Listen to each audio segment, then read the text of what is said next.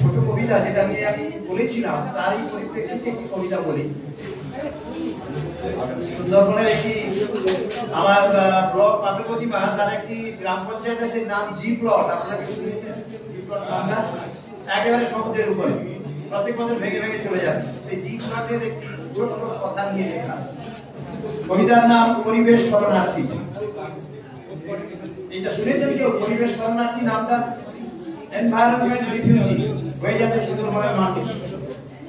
G plot বলে একটা ভূখণ্ড আছে বাংলার মানচিত্রের দক্ষিণতম প্রান্তে, যেখানে সাগরের উদ্বেলিত ঢেউ নিত্যদিন ছবল মারে তার অসংখ্য বাঁধে। ওখানেই বাঁধে চলে আবাস নয়নতারা ভক্তা, বয়স 30 কিংবা 50, কেবল একটি অঙ্গবস্ত্রের সামাজিক লজ্জা নিবারণের প্রয়াস।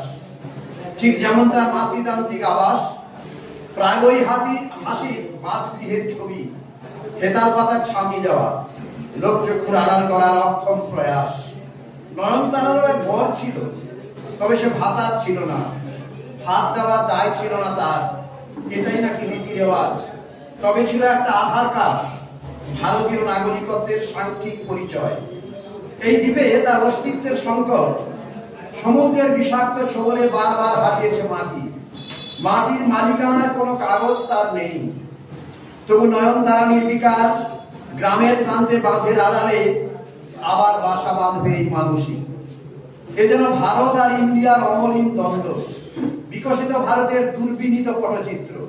হয়তো একদিন জি প্লট নামক দ্বীপটি ইন্ডিয়ার মানচিত্র থেকে মুছে যাবে, হারিয়ে যাবে নয়নতারা আর তার স্বজনরা। পরিবেশ শরণার্থীর তকমা জুটবে তার কপাল। নমস্কার।